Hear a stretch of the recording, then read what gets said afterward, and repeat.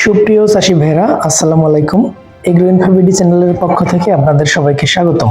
যারা পাট চাষ করেছেন কিন্তু পাটের আগাছা নিয়ে চিন্তিত, কিভাবে পাটের আগাছা দমন করবেন সেটা বুঝতে পারছেন না, তাদের জন্য আজকের এই ভিডিওটি। পাটের আগাছা নিয়ে চিন্তার কিছু নেই, কিভাবে আগাছা দমন করবেন, কোন আগাছানাশক ব্যবহার করবেন সে সম্পর্কে আজকের এই ভিডিওতে বিস্তারিত জানাবো। তার আগে নিয়মিত কৃষি সম্পর্কে টিপস পেতে এবং তথ্য পেতে আমাদের চ্যানেলটি সাবস্ক্রাইব করবেন, যাতে পরবর্তী ভিডিও খুব সহজেই পেতে পারেন। তো চলুন বেশি কথা না বাড়িয়ে মূল ভিডিওতে চলে যাই। পাটের আগাছা দমনের জন্য মূলত দুই ধরনের আগাছানাশক পাওয়া যায়।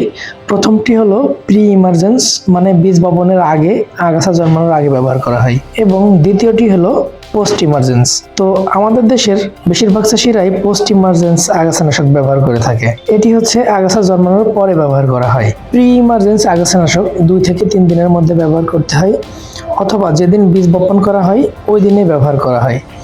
এবং পোস্ট ইমার্জেন্স সাধারণত 15 থেকে 20 দিনের মধ্যে ব্যবহার করা ভালো। আমাদের দেশের চাষিরা যেহেতু পোস্ট ইমার্জেন্স আগাছানাশক ব্যবহার করে থাকে, আমি বিস্তারিত কথা বলবো পোস্ট ইমার্জেন্স আগাছানাশক সম্পর্কে। পাটের এই সমস্ত ধরনের আগাছা দমনের জন্য ব্যবহার করবেন হিড়িক। হিড়িক ব্যবহারের সময় খেয়াল রাখবেন অবশ্যই জমিতে যেন এরকম ভেজা ভেজা অবস্থা বিদ্যমান থাকে, মানে স্যাঁতসেঁতে অবস্থা বিদ্যমান থাকতে হবে, তাহলে সবচেয়ে ভালো কার্যকরী রেজাল্ট পাবেন।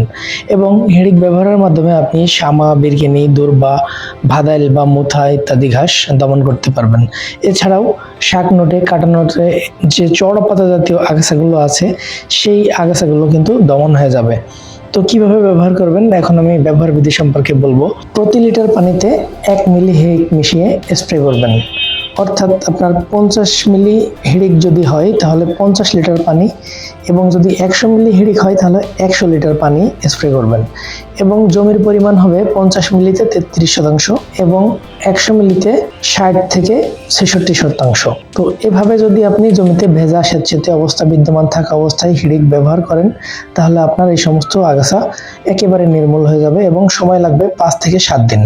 হিড়িক ব্যবহারের সময় অবশ্যই কিছু সতর্কতা অবলম্বন করা উচিত। সমস্ত বালাইনাশক মানেই বিষ।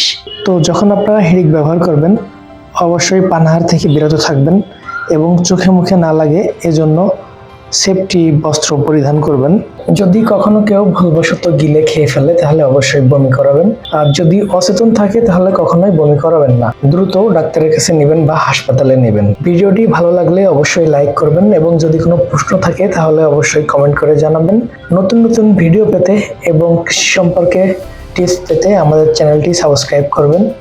দেখা হবে পরবর্তী ভিডিওতে। সে পর্যন্ত সবাই ভালো থাকবেন, সুস্থ থাকবেন। ধন্যবাদ সকলকে।